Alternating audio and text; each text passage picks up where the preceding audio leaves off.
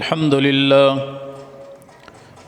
لله نحمده ونستعينه ونستغفره ونؤمن به ونتوكل عليه ونعوذ بالله من شرور أنفسنا ومن سيئات أعمالنا من يهده الله فلا مضل له ومن يضلله فلا هادي له ونشهد أن لا إله إلا الله وحده لا شريك له ونشهد أن محمدًا عبده ورسوله أما بعد فإن خير الحديث كتاب الله وخير الهدي هدي محمد صلى الله عليه وسلم وشر الأمور محدثاتها وكل محدثة بدعة وكل بدعة ضلالة وكل ضلالة في النار يا أيها الذين آمنوا اتقوا الله حق تقاته ولا تموتن إلا وأنتم مسلمون يا أيها الناس اتقوا ربكم الذي خلقكم من نفس واحدة وخلق منها زوجها وبث منهما رجالا كثيرا ونساء واتقوا الله الذي تساءلون به والأرحام إن الله كان عليكم رقيبا يا أيها الذين آمنوا اتقوا الله وقولوا قولا سديدا يصلح لكم أعمالكم ويغفر لكم ذنوبكم ومن يطع الله ورسوله فقد فاز فوزا عظيما أعوذ بالله السميع العليم من الشيطان الرجيم بسم الله الرحمن الرحيم منيبين إليه واتقوا واقيموا الصلاة ولا تكونوا من المشركين وقال النبي صلى الله عليه وسلم صلوا كما رأيتموني أصلي اللهم صل على محمد وعلى آل محمد كما صليت على إبراهيم وعلى آل إبراهيم إنك حميد مجيد اللهم بارك على محمد وعلى آل محمد كما باركت على إبراهيم وعلى آل إبراهيم إنك حميد مجيد رب اشرح لي صدري ويسر لي أمري واحلل عقدة من لساني يفقه قولي رب زدني علما اللهم انفعنا بما علمتنا وعلمنا ما ينفعنا وزدنا علما سبحانك لا علم لنا إلا ما علمتنا إنك أنت العليم الحكيم ہر قسم کی حمد و ثنا اللہ جل جلالہ کے لیے، بے شمار بے حد و حساب درود و سلام ہوں امام الانبیاء، امام الاولین والآخرین، امام الہدا، امام الرسل، جناب محمد الرسول اللہ صلی اللہ علیہ وآلہ وصحبہ وسلم کی ذات گرامی پر۔ گزشتہ کچھ جمعات سے نماز کا سلسلہ چل رہا ہے، آج کے جمعے کی نشست بھی اسی سلسلے کی ایک کڑی ہے۔ گزشتہ جمعہ میں نماز کے اندر صف بندی کی کیا اہمیت ہے اور صف کیسے بنائی جائے، اس پر آپ تفصیلی گفتگو سن چکے ہیں، اور اللہ تعالیٰ سے یہ ہمیشہ دعا کیا کریں اللہ تعالیٰ مجھے بھی اور آپ کو بھی جو کچھ ہم سنیں اس پر عمل پیرا ہونے کی توفیق عطا فرمائے، اور رسول اللہ صلی اللہ علیہ وسلم کے اس طریقے کو اپنانے اور پھر اللہ اس طریقے کو اپنی بارگاہ میں قبول و منظور فرمائے۔ آج کی نشست میں اللہ اکبر سے لے کے آگے نماز کا سلسلہ شروع کرتے ہیں۔ یہ گزارش میں پچھلے جمعے میں بھی کر چکا ہوں کہ عورت اور مرد کے نماز کے طریقے میں کوئی فرق نہیں ہے، اللہ اکبر سے لے کے سلام پھیرنے تک جیسے نماز مرد پڑھے گا ویسے ہی عورت پڑھے گی، اور رسول اللہ صلی اللہ علیہ وسلم کا یہ حکم صلو، نماز پڑھو ایسے جیسے تم مجھے پڑھتے ہوئے دیکھتے ہو، تو اس لفظ صلو کے اندر جہاں مرد شامل ہیں وہاں عورتوں کو بھی حکم ہے۔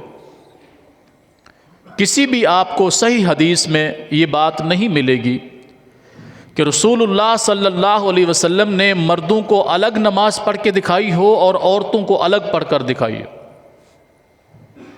پورا قرآن کریم آپ اٹھا کر دیکھیں، ذخیرہ احادیث اٹھا کر دیکھیں، کسی ایک جگہ پر بھی کوئی ایسی صحیح سند کے ساتھ کوئی بات نہیں ملے گی کہ رسول اللہ صلی اللہ علیہ وسلم نے مردوں کو فرمایا ہو تم ایسے پڑھو، تم رکوع ایسے کرو، تم ہاتھ ایسے اٹھاؤ، تم ہاتھ ایسے باندھو، تم رکوع میں ایسے جاؤ، تم رکوع سے ایسے کھڑے ہو، سجدے میں ایسے جاؤ، سجدے میں اس حالت کے اندر رہو، اور عورتوں کو اس کے برعکس فرمایا ہو۔ ہمارے ہاں یہ جو تقسیم کی جاتی ہے کہ عورتیں الگ نماز پڑھیں گی، مرد الگ نماز پڑھیں گے، یاد رکھیں اس طریقے کا رسول اللہ صلی اللہ علیہ وسلم کے دین سے کوئی تعلق نہیں ہے۔ جیسے مردوں کو نماز پڑھنے کا حکم ہے وہی طریقہ عورتوں کے لیے ہے، جیسے روزہ رکھنے کا حکم مردوں کے لیے ہے وہی عورتوں کے لیے ہے، جیسے زکوٰۃ ادا کرنے کا حکم مردوں کے لیے ہے وہیں اگر خواتین مالدار ہیں تو انہیں بھی وہی حکم ہے۔ حج کے متعلق بھی یہی امور ہیں، عمرے کے متعلق بھی یہی امور ہیں، دیگر صدقات و خیرات کے حوالے سے بھی یہی امور ہے۔ تو نماز شروع کرتے وقت رسول اللہ صلی اللہ علیہ وسلم اپنے سب سے پہلے تو جیسے میں نے صف بندی کے حوالے سے گزارش کی تھی کہ صف اس طرح بنائیں کہ ہر بندہ اپنے جسم کے مطابق پاؤں کھولے، اور اگر وہ اکیلے نماز پڑھ رہا ہو تب بھی اسے چاہیے کہ وہ پاؤں اپنے جسم کے مطابق کھولے۔ پھر رسول اللہ صلی اللہ علیہ وسلم اپنے دونوں ہاتھوں کو اٹھاتے، اور دو احادیث آتی ہیں اس سلسلے میں۔ ایک یہ ہے کہ آپ صلی اللہ علیہ وسلم اپنے ہاتھوں کو اپنے کندھوں کے برابر اٹھاتے، حذو منکبیہ، کہاں تک اٹھاتے؟ اپنے کندھوں تک اٹھاتے، اور ہاتھوں کی کیفیت یوں ہوتی کہ یہ ہاتھ انگلیاں بالکل یوں ملی ہوئی نہیں ہوتی تھیں اور یوں بالکل کھلی ہوئی بھی نہیں ہوتی تھیں، بلکہ نارمل حالت میں انگلیاں کھلی ہوئی ہوتی تھیں، اور انگلیوں کا جھکاؤ قدرے قبلے کی طرف ہوتا تھا۔ یوں آپ صلی اللہ علیہ وسلم اپنے دونوں ہاتھوں کو اٹھاتے۔ ایک روایت میں ہے کہ کندھے کے برابر اٹھاتے، اور ایک روایت میں ہے کہ تھوڑا اوپر کانوں کی لو کے برابر اٹھاتے۔ تو لہذا کندھوں کے برابر ہاتھ اٹھانا یہ بھی رسول اللہ صلی اللہ علیہ وسلم کے طریقے میں سے ہے، اور تھوڑا اوپر کانوں کی لو کے برابر ہاتھ اٹھانا یہ بھی رسول اللہ صلی اللہ علیہ وسلم کے طریقے میں سے ہے۔ ہاتھوں کو یوں جو اٹھا کر کانوں کو ٹچ کرنا یا کانوں کو پکڑنا یا انگوٹھا کانوں کو لگا کر جو ہاتھ اٹھائے جاتے ہیں یہ رسول اللہ صلی اللہ علیہ وسلم سے ثابت نہیں۔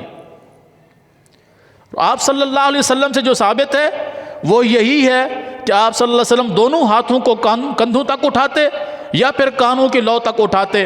صحیح بخاری کے اندر حدیث نمبر 836 ہے، صحیح مسلم کے اندر 390، اور کانوں تک ہاتھ اٹھانے کے حوالے سے صحیح بخاری میں حدیث نمبر، صحیح مسلم کے اندر جو ہے حدیث نمبر 391 ہے اور صفحہ نمبر 26 ہے۔ یہ رسول اللہ صلی اللہ علیہ وسلم کا طریقہ تھا کہ اپنے ہاتھوں کو کہاں تک اٹھاتے؟ کندھوں تک اٹھاتے یا پھر کانوں کی لو تک اٹھاتے۔ اس کے علاوہ آپ صلی اللہ علیہ وسلم سے ایسا کوئی طریقہ ثابت نہیں ہے کہ کانوں کو چھوا جائے یا کانوں کو ہاتھ لگایا جائے، یہ رسول اللہ صلی اللہ علیہ وسلم سے ثابت نہیں۔ اچھا، اس کے بعد آپ صلی اللہ علیہ وسلم اللہ اکبر کہتے ہوئے ہاتھ باندھ لیتے تھے، اور یہ ہاتھ باندھنے کے حوالے سے بھی رسول اللہ صلی اللہ علیہ وسلم سے دو روایات ہیں۔ ایک ہے کہ آپ ذراع کو ذراع کے اوپر رکھتے، اور ذراع کہتے ہیں یہ کوہنی کے سرے سے لے کے انگلی تک، یہ سارے ایریا کو ذراع کہتے ہیں۔ اور یہ کیا ہے، جب آپ ذراع کو ذراع پر رکھیں گے تو کوئی بھی ملکہ لال اس کو ناف کے نیچے نہیں لے جا سکتا۔ کوئی بھی بندہ جب رسول اللہ صلی اللہ علیہ وسلم کے اس طریقے پہ عمل کرے گا تو آپ کا طریقہ کیا تھا؟ ذراع کو ذراع پر رکھ دے۔ تو ذراع کسے کہتے ہیں؟ کوہنی کی نوک سے لے کے انگلی تک کے یہ سارے حصے کو کیا کہتے ہیں؟ ذراع۔ جب ایک ذراع کو دوسری ذراع پہ رکھیں گے، یہ دیکھیں یہ کونی تک پہنچ گیا اور ادھر سے یہ پیچھے کونی تک پہنچ گیا، اب یہ ہاتھ خود بخود آپ کا سینے کے اوپر آ جائے گا، یہ نیچے جا ہی نہیں سکتا۔ اور نماز میں سیدھا کھڑے ہونے کا حکم ہے، جھکنے کا حکم نہیں ہے۔ آپ جھکیں بھی تب بھی یہ ہاتھ نیچے نہیں جا سکتے۔ یہ رسول اللہ صلی اللہ علیہ وسلم نے کیا، ذراع کو ذراع پر۔ اور وہ کیا ہے؟ ذراع کسے کہتے ہیں عربی میں؟ کونی کے نکر سے لے کے انگلی تک۔ اور دوسرا ہے کہ رسول اللہ صلی اللہ علیہ وسلم ساتھ کو ساتھ پر رکھتے، اور ساتھ کہتے ہیں کوہنی سے ہتھیلی تک کا حصہ، کوہنی سے لے کے یہ ہتھیلی۔ ایک طریقہ آپ سے یہ تھا، اور وہ کیا ہے؟ کوہنی سے ہتھیلی، یہ جب آپ رکھیں گے تو یہ یوں آ جائے گا، کوہنی سے پیچھے آ جائے گا، اور ہتھیلی کس پہ آ جائے گی؟ بازو کے اوپر، اور یہ والی ہاتھ اس کے نیچے چلا جائے گا۔ یہ رسول اللہ صلی اللہ علیہ وسلم کا ہاتھ باندھنے کا طریقہ تھا۔ اور پھر رسول اللہ صلی اللہ علیہ وسلم کی طرف سے حکم دیا جاتا تھا کہ سیدھے ہاتھ کو الٹے ہاتھ کے اوپر رکھ کر اسے سینے پر رکھا جائے۔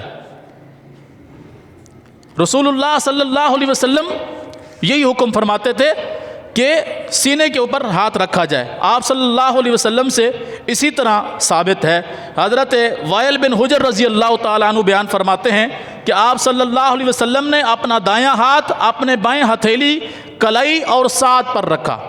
اپنا دایاں ہاتھ اپنے بائیں ہاتھ، کلائی اور ساتھ پر۔ کلائی کسے کہتے ہیں؟ اسے۔ اور ساتھ کسے کہتے ہیں؟ ہتھیلی سے لے کے کوہنی تک کا حصہ، اس سارے کو ساتھ کہتے ہیں۔ اور ذراع کوہنی سے لے کے انگلی تک کے حصے کو کہتے ہیں۔ آپ صلی اللہ علیہ وسلم اپنا سیدھا ہاتھ اپنے بائیں ہاتھ کی ہتھیلی، کلائی اور ساتھ پر رکھتے تھے۔ تو یہ طریقہ ہے رسول اللہ صلی اللہ علیہ وسلم کا نماز کا۔ اور پھر آپ صلی اللہ علیہ وسلم اپنا یہ طریقہ کیا کرتے؟ سینے کے اوپر رکھتے۔ آپ صلی اللہ علیہ وسلم کی طرف سے حکم دیا جاتا تھا لوگوں کو کہ اپنے دائیں ہاتھ کو اپنے بائیں ہاتھ کے اوپر رکھیں اور اسے سینے کے اوپر رکھیں۔ مسند احمد کے اندر یہ حدیث نمبر 22,323 نمبر حدیث ہے۔ رسول اللہ صلی اللہ علیہ وسلم کی طرف سے یہ حکم دیا جاتا تھا کہ دائیں ہاتھ کو بائیں ہاتھ کے اوپر رکھو اور پھر اسے سینے کے اوپر رکھو۔ اور یہ دونوں طریقے یہ ناف پر نہیں جا سکتے کسی صورت میں بھی۔ کسی صورت بھی آپ یہ ساتھ والا طریقہ اپنائیں یا ذراع والا طریقہ اپنائیں، دونوں طریقوں میں سے کسی صورت میں ہاتھ ناف سے نیچے نہیں جا سکتا۔ ناف کے نیچے جو حدیث بیان کی جاتی ہے جامع ترمذی کے حوالے سے کہ رسول اللہ صلی اللہ علیہ وسلم حکم دیتے تھے کہ اپنے دائیں ہاتھ کو اپنے بائیں ہاتھ کے اوپر رکھ کر اسے ناف کے نیچے رکھیں، اس روایت کی سند کے اندر اتنا ضعف ہے کہ رسول اللہ صلی اللہ علیہ وسلم تک وہ بات پہنچتی ہی نہیں ہے، اور خود امام ترمذی اس حدیث کو ضعیف قرار دے رہے۔ حدیث بیان کرنے والا راوی خود اس حدیث کا ضعف بیان کر رہا ہے، اور یہ محدثین کی ایمانداری کی علامت ہے کہ آپ اپنی کتاب کے اندر جو حدیث نقل کرتے اس کی صحت کے حوالے سے بھی مکمل گفتگو کرتے کہ لوگ اس سے دھوکہ نہ کھائیں۔ اس حدیث کی صحت پر خود مفسرین جس بھی محدث نے اپنی حدیث کی کتاب کے اندر کوئی حدیث نقل کی ہے اس کی صحت پر بھی مکمل کلام کیا ہے کہ یہ صحت کیسی ہے، اس سند کے حساب سے یہ صحیح ہے، حسن ہے، یا پھر من گھڑت ہے، موضوع ہے، ضعیف ہے۔ تو رسول اللہ صلی اللہ علیہ وسلم جو طریقہ کار اختیار فرماتے نماز میں ہاتھ باندھنے کا، وہ ذراع کو ذراع پر رکھتے یا پھر ہتھیلی کو ساتھ پر رکھتے، اور ساتھ میں نے آپ کو بتایا ہتھیلی سے لے کے کوہنی تک کے حصے کو کہا جاتا ہے۔ یوں آپ صلی اللہ علیہ وسلم نماز پڑھتے۔ اور عورتوں کے لیے بھی یہی حکم ہے۔ ہمارے یہاں عام طور پہ تقسیم کی جاتی ہے کہ عورتیں جو ہے وہ یوں بس اپنے کندھے تک ہاتھ اٹھائیں گی اور پھر اپنے ہاتھ باندھ لیں گی۔ اچھا، آپ پوچھیں کہ عورتیں کہاں ہاتھ باندھیں تو بتایا جاتا ہے کہ عورتیں سینے پر ہاتھ باندھیں۔ مرد کہاں ہاتھ باندھیں؟ مرد ناف کے نیچے ہاتھ باندھیں۔ تو رسول اللہ صلی اللہ علیہ وسلم سے یہ تقسیم ثابت نہیں ہے کہ عورتیں سینے پر باندھیں اور مرد ناف کے نیچے باندھیں۔ اللہ کے رسول صلی اللہ علیہ وسلم نے جو طریقہ مردوں کے لیے بیان فرمایا وہی عورتوں کے لیے بیان فرمایا۔ ٹھیک ہے، اب ہے جب ہاتھ باندھ لیے، عورتوں نے بھی کہاں ہاتھ باندھنے، ذراع کو ذراع کے اوپر رکھیں گے، وہ سینے پہ آ جائیں گے، اور ہاتھ کو ساتھ کے اوپر رکھیں گے تب بھی وہ سینے کے اوپر آ جائیں گے۔ یہ جو طریقہ بیان کیا جاتا ہے کہ عورتیں ہتھیلی پر ہتھیلی رکھ کر یوں ہاتھ باندھ لیں گی، یہ ہتھیلی پر ہتھیلی رکھنا یہ رسول اللہ صلی اللہ علیہ وسلم سے ثابت نہیں ہے۔ عام طور پہ ہم مردوں کو بھی دیکھتے ہیں، وہ نماز پڑھتے ہیں تو اللہ اکبر کہہ کے یوں کر لیتے ہیں، ہتھیلی کو ہاتھ کو یوں رکھا ہوا ہوتا ہے۔ ہمارے کچھ لوگ جو غفلت کا شکار ہیں، سستی کا شکار ہیں، وہ بھی ایسے ہاتھ باندھ لیتے ہیں۔ کئی لوگوں کو ہم نے دیکھا ہے، اللہ اکبر کہیں گے اور یوں ہاتھ باندھ لیں گے۔ یہ طریقہ رسول اللہ صلی اللہ علیہ وسلم سے ثابت نہیں ہے۔ ہمارے جو لوگ اس طرح کرتے ہیں وہ بھی غلط کرتے ہیں۔ وہ یہ نہ کہیں جی ہم سنت کے مطابق چل رہے ہیں، وہ بھی سنت کی مخالفت کر رہے ہیں۔ ایک دوسرا، رسول اللہ صلی اللہ علیہ وسلم جب رفع الیدین کرتے، نماز شروع کرتے تو اپنے ہاتھوں کو یوں اٹھاتے تھے، اور ہم لوگ سستی کرتے ہیں، یوں کر لیتے ہیں۔ اکثر لوگوں کو آپ نے دیکھا ہوگا نماز شروع کریں گے، یہ رفع الیدین نہیں ہے، یہ نماز کا طریقہ نہیں ہے۔ یہ وہی ہے جیسے کوئی آپ مکھی اڑا رہے ہوں، جیسے لوگ ہمارا مذاق اڑاتے ہیں نا کہ یہ لوگ مکھیاں اڑاتے ہیں نماز میں، واقعتاً یہ طریقہ مکھی اڑانے والا ہے، سنت کا طریقہ نہیں ہے۔ نماز شروع کرنی ہے تو اطمینان کے ساتھ اپنے ہاتھوں کو اٹھائیے اور اطمینان کے ساتھ اس کو باندھیے۔ یہ جو اس طرح کر کے ہم ہاتھ باندھ لیتے ہیں، پھر رکوع میں جاتے وقت بھی اس طرح کر کے چلے جاتے ہیں، پھر کھڑے ہوتے ہیں اس طرح کر لیتے ہیں، یہ طریقہ رسول اللہ صلی اللہ علیہ وسلم کا نہیں ہے، یہ سنت کی مخالفت ہے، اور یہی بات، یہی مخالفت پھر مذاق کا سبب بنتی ہے۔ تو اللہ اکبر کہہ کر ہاتھ اٹھانا جیسے عورتوں کے لیے، مردوں کے لیے حکم ہے، وہی عورتوں کے لیے۔ جیسے مرد نماز میں ہاتھ باندھیں گے ویسے ہی عورتیں نماز میں ہاتھ باندھیں گی، اور صف کے اندر جیسے مرد اپنے پاؤں اپنے جسم کے مطابق کھول کر کھڑا ہوگا، عورت بھی جب اکیلی نماز پڑھے گی یا صف کے اندر کھڑی ہو تب بھی اس کے لیے یہی حکم ہے کہ وہ اپنے پاؤں اپنے جسم کے مطابق کھول کر کھڑی ہو۔ یہ جو بتایا جاتا ہے کہ عورتوں کے پاؤں کے درمیان صرف 2 یا 3 انگلیوں کے درمیان فاصلہ ہونا چاہیے، یہ سنت سے ثابت نہیں ہے۔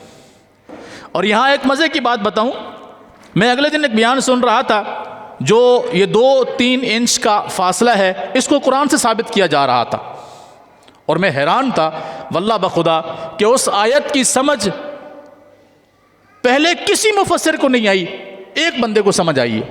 اور وہ آیت کیا ہے؟ وہ کہتے ہیں کہ ہم جو پاؤں کے ساتھ یوں کھڑے ہو کر ہاتھ باندھنے کی نماز پڑھنے کا کہتے ہیں کہ پاؤں کے درمیان بالکل تھوڑا سا فاصلہ ہو، تو یہ ہم اس لیے کہتے ہیں کہ قرآن نے یہ کہا ہے۔ قرآن نے کیا کہا ہے؟ وہ کہتے ہیں قرآن میں اللہ تعالیٰ فرماتا ہے وَاتَّخِذُوا مِن مَّقَامِ إِبْرَاهِيمَ مُصَلَّى، وَاتَّخِذُوا مِن مَّقَامِ إِبْرَاهِيمَ مُصَلَّى، کہ اللہ نے فرمایا کہ مقام ابراہیم کو جائے نماز بنا لو۔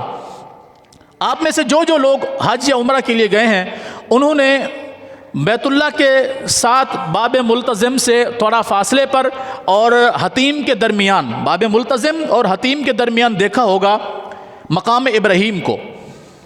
مقام ابراہیم وہ چیز ہے، وہ پتھر ہے جس کے اوپر کھڑے ہو کر سیدنا ابراہیم علیہ السلام نے بیت اللہ کو تعمیر کیا تھا۔ جیسے آج ہم کوئی کام کر رہے ہو نا تو جگہ اونچی ہو تو ہم کوئی چیز تھوڑی سی نیچے رکھ لیتے ہیں، ایسے ہے نا۔ اللہ رب العالمین کو وہ ادا اتنی پسند آئی کہ اس پتھر کے اوپر سیدنا ابراہیم علیہ السلام کے پاؤں مبارک کا نقش جم گیا، اور آج بھی وہ نقش موجود ہے۔ اگرچہ اس کے اندر کسی نہ کسی طرح سے تھوڑا بہت اس کے اندر کمی بیشی جو ہے وہ کی گئی ہے، کچھ اس میں چاندی ڈالا گیا، کچھ سونا ڈالا گیا، اس کو خوبصورت بنانے کی کوشش کی گئی ہے۔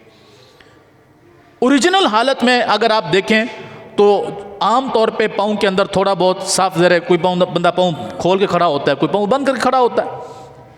اچھا، جب ہم کام کر رہے ہوتے تو ہماری کوشش ہوتی ہے کہ ہم اپنے آپ کو تھوڑا کٹھا کر لیتے ہیں، ایسا ہے کہ نہیں؟ کوئی بھی بندہ یوں کھڑے ہو کر کام نہیں کرتا ہوا نظر آئے گا کبھی بھی آپ کو، جب بھی کھڑا ہوگا تو اس کے پاؤں ساتھ ملے ہوئے ہوں گے۔ تو سیدنا ابراہیم علیہ السلام کام کرتے وقت ان کے پاؤں ایسے تھے کہ ان کے پاؤں بالکل قریب قریب تھے۔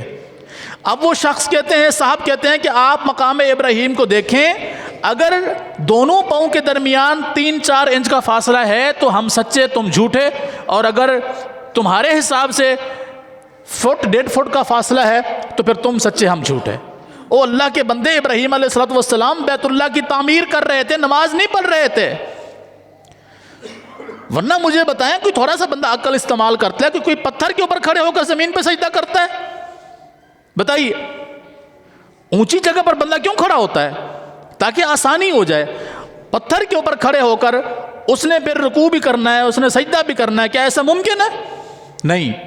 تو وہ پتھر کو اللہ نے وہ فضیلت بخشی کہ سیدنا ابراہیم علیہ السلام کے پاؤں مبارک اس میں نقش ہو گئے اور قیامت تک کے لیے لوگوں کے لیے ایک بہترین نشانی بن گئی۔ تو اللہ رب العالمین نے نبی علیہ السلام سے فرمایا کہ مقام ابراہیم کو جائے نماز بناؤ۔ اب مقام ابراہیم کو جائے نماز بنانے کا یہ مقصد کسی بھی محدث یا مفسر نے نہیں سمجھا کہ ان پتھروں کے اوپر کھڑے ہو کر نماز پڑھو۔ آئی بات سمجھ میں؟ ان پتھروں کے اوپر، جس پتھر کے اوپر نشان ہے سیدنا ابراہیم علیہ السلام کا، اس پتھر کے اوپر کھڑے ہو کر نماز پڑھنے کا حکم نہیں ہے۔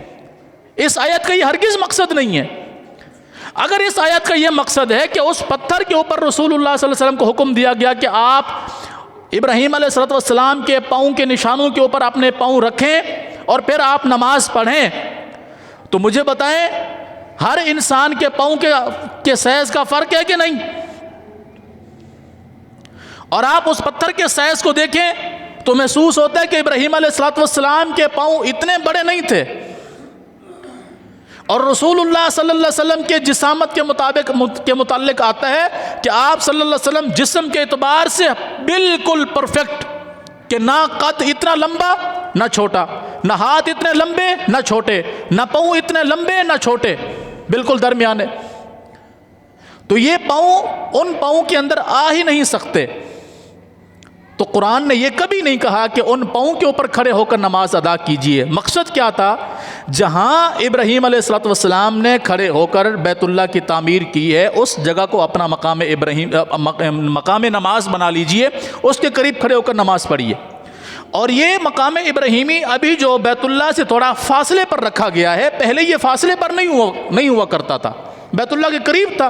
صاف ذرا قریب ہے تو تعمیر ہو سکتی ہے نا، ورنہ مقام ابراہیم اور بیت اللہ کے درمیان کم از کم کوئی میرے خیال میں 12 سے 15 فٹ کا فاصلہ ہے کم از کم۔ تو 15 فٹ کے فاصلے سے دور بندہ کیسے دیوار کے اوپر پتھر رکھ سکتا ہے؟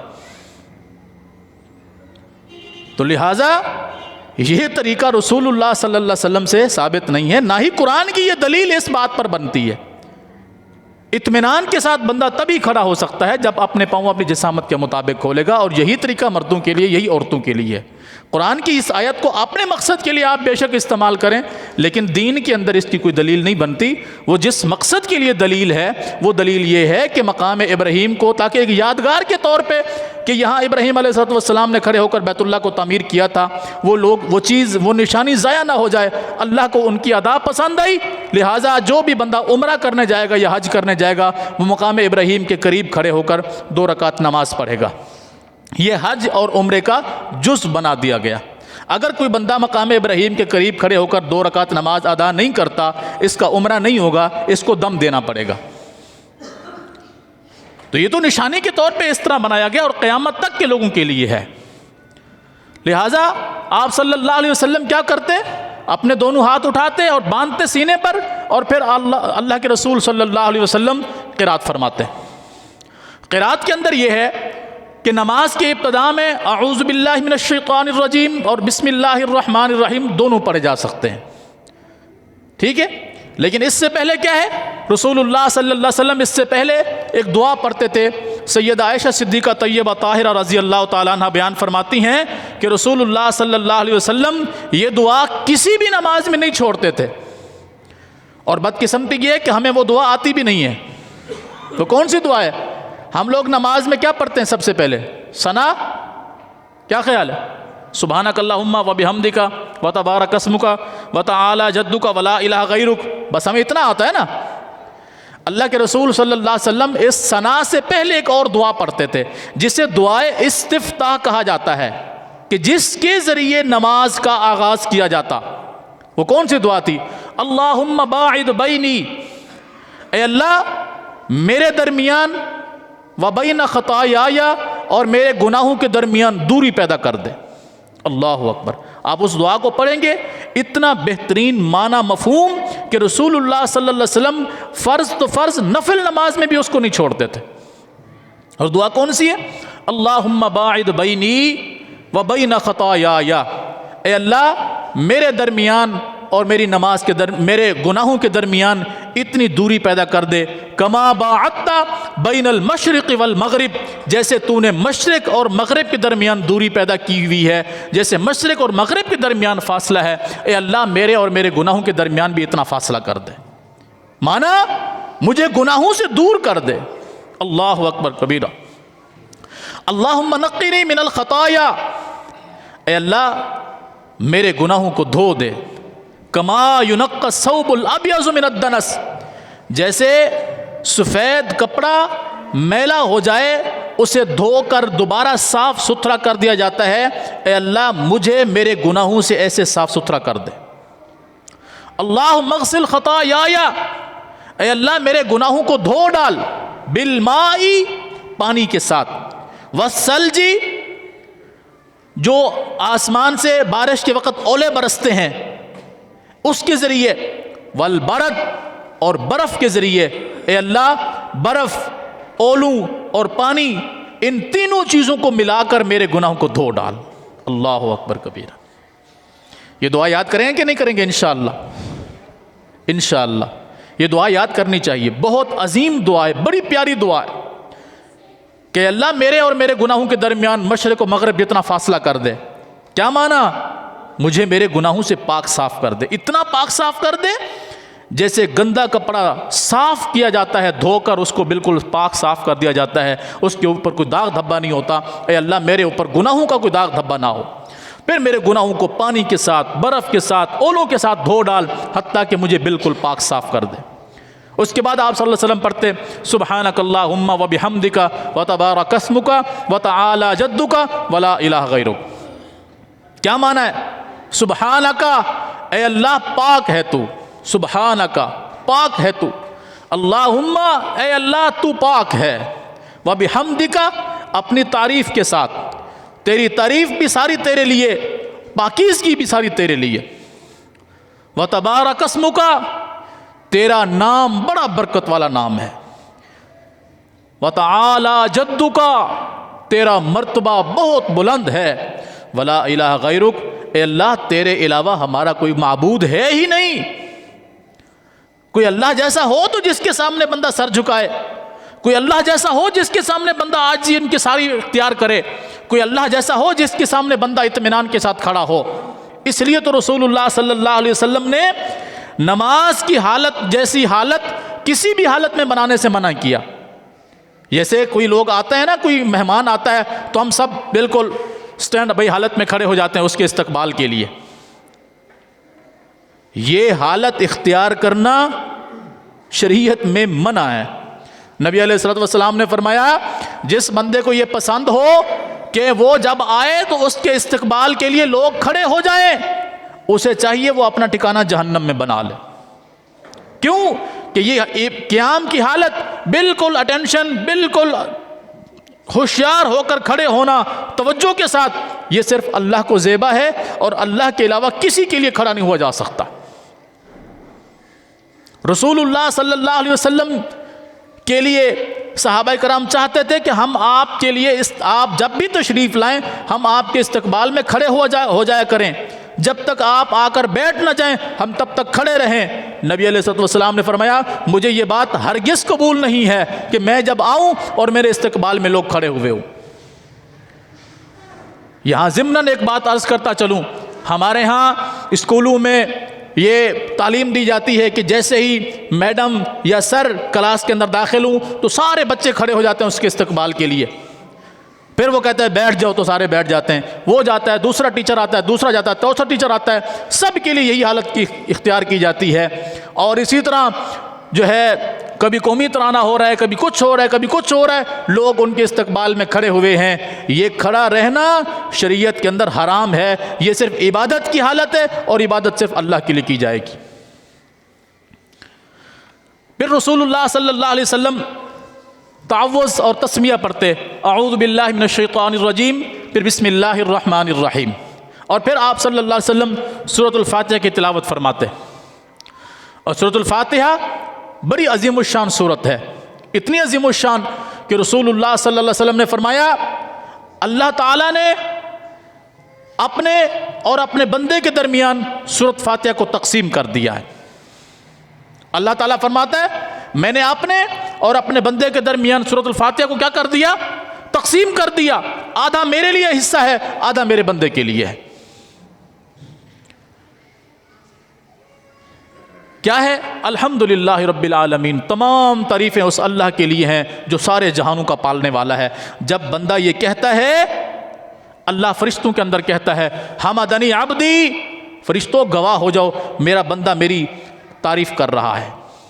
اللہ اکبر کبیر.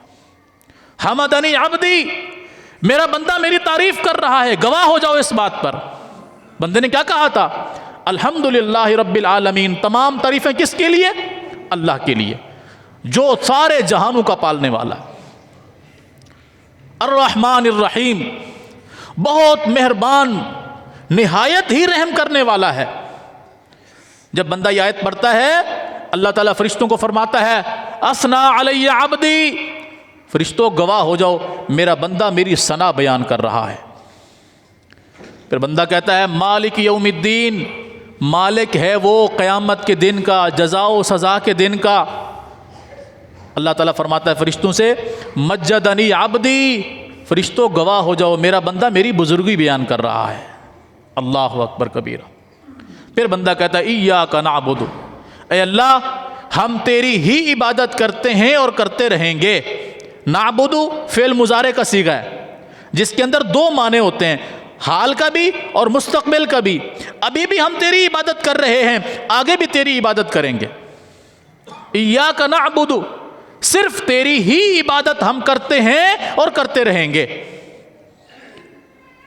یہ ایاک نعبد کا معنی ہے. پھر یہ حصہ بھی اللہ کے لیے ہے، یہ حصہ بھی اللہ کے لیے. پھر بندہ کہتا ہے وَإِيَّاكَ نَسْتَعِينُ، اور تجھ ہی سے مدد مانگتے ہیں اور مانگتے رہیں گے. تجھ ہی سے، تجھ بھی سے نہیں. یہ جب سے لوگوں نے اللہ کے ساتھ ہی اور بھی کا معاملہ کیا ہے نا، شرک و بدعت پھیلا ہے. اب کس سے کہو نا کہ دعائیں کون سنتا ہے؟ لوگ کہیں گے اللہ بھی، اللہ بھی نہیں، اللہ ہی سنتا ہے، اللہ کے علاوہ کوئی نہیں سنتا. اولاد کون دیتا ہے؟ اللہ ہی. رزق کون دیتا ہے؟ اللہ ہی، بھی نہیں. خوشی کون دیتا ہے؟ اللہ ہی. غمی کون دیتا ہے؟ اللہ ہی. بیماروں کو شفا کون دیتا ہے؟ اللہ ہی. اور یہی لفظ اس کے اندر ہے ایاک کے اندر کہ صرف تیری ہی عبادت کرتے ہیں، تیرے علاوہ کسی کی نہیں. تجھ ہی سے مدد مانگتے ہیں، تیرے علاوہ کسی کی نہیں. اللہ فرماتا ہے میرے بندے کے لیے وہ سب کچھ ہو جو یہ مانگ رہا ہے. جب یہ کہتا ہے نا کہ وَإِيَّاكَ نَسْتَعِينُ، اے اللہ ہم تجھ ہی سے مدد مانگتے ہیں اور مانگتے رہیں گے. اللہ فرماتا ہے میرے بندے کے لیے وہ سب کچھ دیا جائے جو یہ مانگ رہا ہے. پھر بندہ کہتا ہے اهْدِنَا الصِّرَاطَ الْمُسْتَقِيمَ، اے اللہ ہمیں سیدھے راستے پر چلا دے، ہمیں سیدھے راستے پر چلا دے. تو اللہ کیا فرماتا ہے میرے بندے کے لیے وہ سب ہے جو یہ مانگ رہا ہے. صراط الذین انعمت علیہم، اے اللہ ہمیں ان لوگوں کے راستے پر چلا جن پر تو نے انعام کیا ہے. اللہ فرماتا ہے میرے بندے کے لیے وہ سب کچھ ہے جو یہ مانگ رہا ہے. غیر المغضوب علیہم ولا الضالین، اے اللہ ان لوگوں کے راستے پر ہمیں نہ چلانا جن پر تو غصے ہوا یا جو گمراہ ہو گئے. مانا یہودی اور عیسائی، یہودیوں پر اللہ کا غضب ہوا اور عیسائی گمراہ ہو گئے، ان دونوں کے راستے پر ہمیں نہ چلانا. اللہ فرماتا ہے میرے بندے کے لیے وہ سب کچھ ہے جو یہ مانگ رہا ہے. اسے کہتے ہیں سورۃ الفاتحہ. اور یہ سورۃ الفاتحہ ہر نماز کی ہر رکعت میں پڑھی جائے گی، ہر نماز کی ہر رکعت میں پڑھی جائے گی. آپ جماعت کے ساتھ ہوں تب بھی امام کے پیچھے سورۃ الفاتحہ پڑھیں گے، آپ جماعت کے علاوہ ہیں تب بھی سورۃ الفاتحہ پڑھیں گے.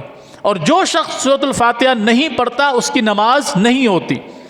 یہ میں نہیں کہہ رہا ہوں، اللہ کے رسول صلی اللہ علیہ وسلم نے فرمایا لا صلاۃ لمن لم یقرأ بفاتحۃ الکتاب، فرمایا اس شخص کی نماز نہیں ہے جو نماز کے اندر سورۃ الفاتحہ کو نہیں پڑھتا۔ اور سورۃ الفاتحہ کیا ہے؟ الحمد سے لے کے ولضالین تک یہ پوری سورۃ الفاتحہ ہے، اور اسے ہر نماز کی ہر رکعت میں پڑھا جائے گا، ہر نماز کی ہر رکعت، اور ہر بندے کے لیے ضروری ہے، وہ امام کے ساتھ نماز پڑھ رہا ہو، بذات خود امام ہو، مقتدی ہو، اکیلا ہو یا جماعت کے ساتھ ہو، عورت ہو یا مرد ہو، بڑا ہو یا چھوٹا ہو، جو نماز پڑھے گا اسے نماز کی ہر رکعت کے اندر سورۃ الفاتحہ پڑھنی پڑے گی۔ جو نہیں پڑھتا اس کی نماز نہیں ہے، اور یہ اللہ کے رسول صلی اللہ علیہ وسلم کی گارنٹی ہے۔ اور پھر آپ صلی اللہ علیہ وسلم نے فرمایا جس نماز کے اندر سورۃ الفاتحہ نہ پڑھی جائے فَهِيَ خِدَاجٌ، وہ نامکمل ہے۔ خداج عربی کے اندر کہتے ہیں ایسی اونٹنی کو جو وقت سے پہلے بچے کو جنم دے دے، اور وہ بچہ کسی کام کا نہیں ہوتا، جو بچے وقت سے پہلے بچے کو جنم دے دے، ایسی اونٹنی کو، ایسے بچے کو خداج کہا جاتا ہے، یعنی وہ ضائع ہو جاتا ہے، ختم ہو جاتا ہے، کیونکہ اس کے اندر سانس ہی نہیں ہوتی، وہ کسی قابل نہیں ہوتا، وہ مر جاتا ہے۔ تو رسول اللہ صلی اللہ علیہ وسلم نے اس نمازی کے متعلق فرمایا جو نماز میں سورۃ الفاتحہ نہیں پڑھتا، فرمایا اس کی نماز ایسے ہے جیسے خداج، مانا جیسے اونٹنی کا وہ بچہ کسی کام کا نہیں، بیکار ہے، کسی استعمال میں نہیں آ سکتا، اسی طرح اس شخص کی نماز کسی کام کی نہیں۔ اور سیدنا ابو ہریرہ رضی اللہ تعالیٰ عنہ سے پوچھا گیا، صحیح مسلم کے اندر حدیث ہے کہ جب ہم امام کے پیچھے ہوں کیا ہم تب بھی سورۃ فاتحہ پڑھا کریں؟ آپ نے فرمایا ہاں پڑھا کرو۔ اللہ اکبر کبیر۔ صحیح مسلم کے اندر حدیث ہے رسول اللہ صلی اللہ علیہ وسلم نے فجر کی نماز پڑھائی، نماز پڑھا کر آپ نماز سے فارغ ہوئے، آپ نے فرمایا کہ لعلکم تقرؤون خلف امامکم، شاید تم اپنے امام کے پیچھے پڑھتے ہو۔ صحابہ کرام ساتھ ساتھ تلاوت کر رہے تھے، آپ صلی اللہ علیہ وسلم جیسے قرآن پڑھ رہے تھے، پیچھے صحابہ کرام اس قرآن کی آیات کو دہرا رہے تھے، ساتھ ساتھ پڑھ رہے تھے، اور اتنا اونچا پڑھ رہے تھے کہ وہ آپ صلی اللہ علیہ وسلم کو سنائی دے رہا تھا، اور اتنا سنائی دے رہا تھا کہ آپ کے لیے پڑھنا مشکل ہو رہا تھا۔ نماز کے بعد آپ نے فرمایا لعلکم تقرؤون خلف امامکم، کیا تم اپنے امام کے پیچھے پڑھتے ہو نماز میں؟ صحابہ کرام نے ڈر گئے، خوف محسوس ہو گیا کہ واقعتاً کوئی ایسا کام تو نہیں کر لیا، خاموش رہے۔ پھر کہا جی اللہ کے رسول صلی اللہ علیہ وسلم ہم پڑھتے ہیں۔ آپ نے فرمایا لا تفعلوا ہکذا، ایسا نہ کرنا، جب امام پڑھ رہا ہو تب ایسا نہ کرنا، الا بأم القرآن، سوائے قرآن کی ماں کے۔ قرآن کی ماں کسے کہا جاتا ہے؟ سورۃ الفاتحہ کو۔ قرآن کی ماں سورۃ الفاتحہ کو کہا جاتا ہے۔ فرمایا سورۃ الفاتحہ کے علاوہ اور کچھ بھی نہ پڑھنا۔ اللہ اکبر۔ اور یہ ایک ہی حدیث ہے، کوئی جوڑ توڑ مروڑ نہیں ہے۔ فرمایا ایسا نہ کرنا سوائے سورۃ الفاتحہ کے، یعنی امام کے پیچھے ہو تو صرف سورۃ فاتحہ پڑھ لو اور پھر امام کی قرات سنو۔ یہ کون سی نماز؟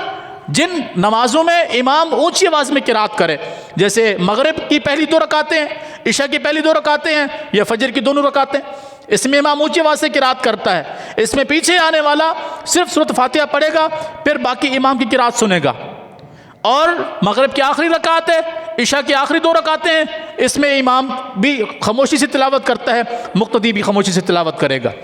اسی طرح ظہر عصر ہے، ان کے اندر بھی امام خاموشی سے تلاوت کرتا ہے، مقتدی بھی خاموشی سے تلاوت کرے گا۔ یہ رسول اللہ صلی اللہ علیہ وسلم کے فرامین تھے جو میں نے آپ کو بیان کیے۔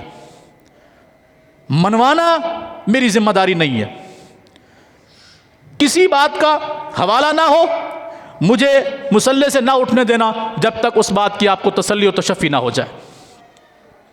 اور یہ رسول اللہ صلی اللہ علیہ وسلم کا دین تھا۔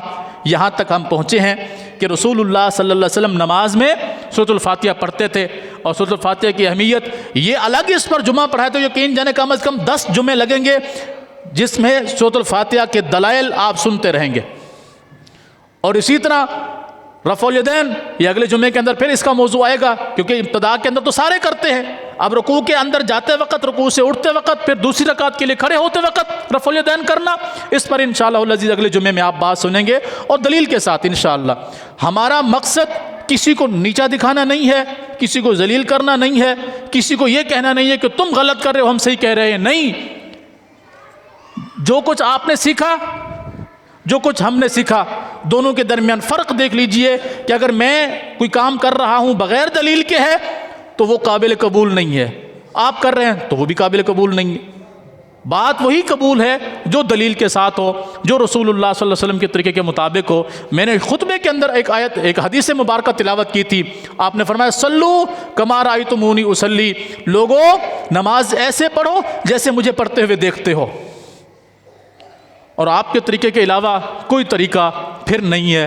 رسول اللہ صلی اللہ علیہ وسلم کی دنیا کے جانے کے بعد بھی صحابہ کرام اپنے تابعین، اپنے شاگردوں کو جنہیں تابعین کہا جاتا ہے، انہیں نمازوں کے طریقے سکھاتے، ان کے اندر بھی وہی کچھ ہوتا جو انشاءاللہ آپ اگلے جمعے کے اندر سنیں گے۔ اللہ تعالیٰ عمل کرنے کی توفیق عطا فرمائے۔ اقول قولی ھذا واستغفر اللہ لی ولکم ولسائر المسلمین۔ چلن دو یہ کو چالو کرو۔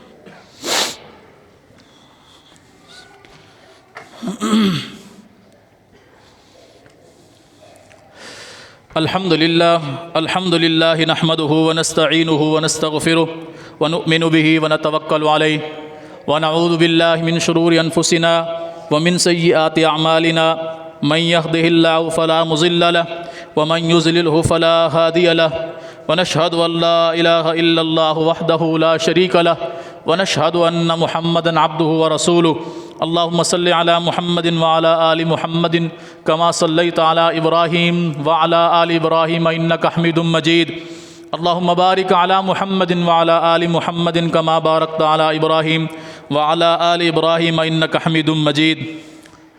ہمارے ایک ساتھی ہیں، دوست ہیں، شرافت علی بھائی، ان کی والدہ محترمہ کل انتقال کر گئی ہیں۔ اچانک بیٹھے بیٹھے ہارٹ اٹیک آیا اور اللہ کو پیاری ہو گئی۔ اللہ ان کی مغفرت فرمائے۔ انہوں نے دعا کی درخواست کی ہے، نماز کے بعد انشاءاللہ ان کے لیے بھی دعا کریں گے۔ اور اسی طرح آج ہمارے ایک بہترین استاد، بہترین قرات کے ماہر استاد مولانا قاری اظہر طاہر صاحب، وہ بھی آج صبح فجر کی نماز کے بعد انتقال کر گئے۔ اللہ تعالیٰ ان کی مغفرت فرمائے، ان کے لیے بھی دعاؤں کی درخواست کی گئی ہے۔ باقی بھی جتنے مرحومین اس دنیا سے جا چکے ہیں، اللہ تعالیٰ سب کی مغفرت فرمائے، بیماروں کو اللہ تعالیٰ شفائے کاملہ عاجلہ مستمرہ عطا فرمائے۔ میں بارہا آپ سب ساتھیوں سے گزارش کرتا ہوں کہ آپ لوگ وقت پر تشریف لایا کریں تاکہ مکمل بات سن سکیں۔ جیسے آج کے جمعے کے اندر بھی آپ میں سے چند ایک نے جو ہے وہ مکمل بات سنی ہے، باقی میں اکثر جو ہے وہ رہ گئے کہ ابتدا کس چیز سے ہوئی تھی اور کیا کیا چیزیں آج کے جمعے میں بیان کی گئی ہیں، اکثر رہ گئے ہیں۔ تو اللہ کے لیے اپنا نقصان نہ کریں۔ اور نقصان کیا ہوتا ہے کہ جب ہم بات پوری نہیں سن سکتے پھر اس کا نقصان ہوتا ہے کہ پتہ نہیں ابتدا کیا تھی اور آخر کیا تھا۔ اللہ تعالی ہم سب کو وقت کی قدر کرنے کی توفیق عطا فرمائے۔ صفیں درست کر لیں۔